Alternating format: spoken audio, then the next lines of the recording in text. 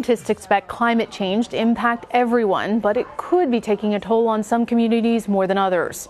In a series of articles, the website The Root takes a look at climate gentrification, a phenomenon that could ultimately displace low-income and minority residents because of environmental factors like rising sea levels. Now, the main author of the series, Jessica Moulite, is in Miami. She is also social media reporter and producer for Fusion Media Network. Jessica, thank you so much for being with us. Can you explain more to us what is climate gentrification and what did you find in your reporting?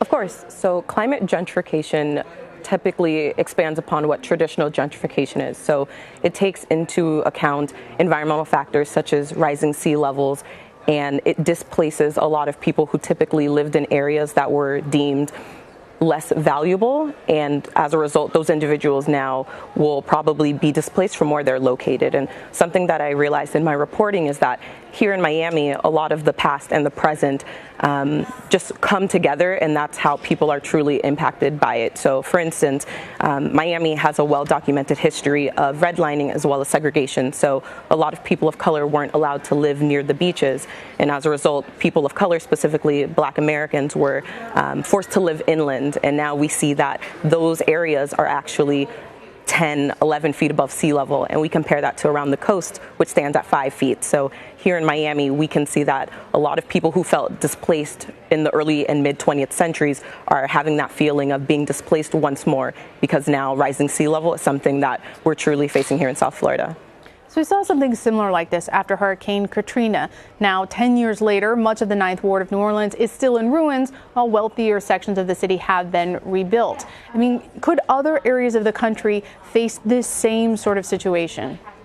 Absolutely, because you touched on it perfectly. So the Ninth Ward in Louisiana, we could see that a lot of people who were low income, they were forced to evacuate the area. So when the rebuilding efforts ended up happening, they weren't the people who were able to move back. And unfortunately, climate change is just a threat multiplier. So people who already have to worry about things such as living on a budget and feeding their children. And one of the women who I spoke with for one of my stories, she said that she's seen women sleeping in cars with their children. There are more pressing issues to them other than climate change, but it's the fact that they all work together, and the intersection of it is what really impacts marginalized groups the most.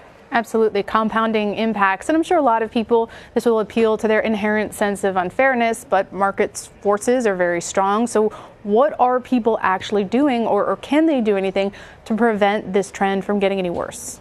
Of course. One of the activists who I spoke with, Valencia Gunder, she recently purchased a home in Little Haiti, which is one of the areas that here in South Florida people believe to be greatly impacted by climate gentrification. So as a result, being a part, unfortunately, being able to financially provide for yourself is one way that people are actually able to take a stand. If people are renting in homes, then they're kind of at the whim and will of whoever they're renting from. They can increase the rent. And there was this one gentleman who actually had a little knick-knack shop in Little Haiti. And when I spoke with him in August, he still had the store, but at the end of this month, he'll actually be closing down shop because his rent has now doubled. So something that people can do is actually purchase property in the land and not sell whenever those investors or those other buyers come knocking at their doors. That's a great point about ownership as opposed to being a renter and being more susceptible to these fluxes in the market.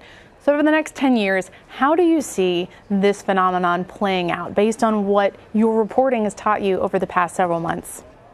Oh, that's a wonderful question. I think that within the next 10 years, we will really see the impacts of climate gentrification. We had one of the most active hurricane seasons this past year with Hurricane Irma, Harvey, and Hurricane Maria a little bit. So what I see happening in the future is that people who live on the beach and along the coast, they will start to think for themselves, are they truly willing to invest in the property and how much it costs to live there if in a few years they'll be forced to move more inland?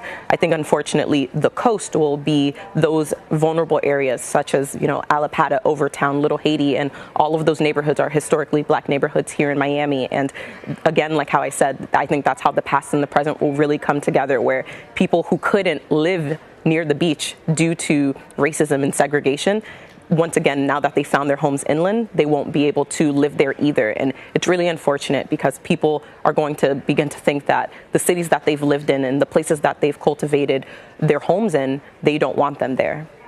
Jessica Moulite, thank you so much for joining us and for your in-depth reporting on this very important subject. Thank you so much.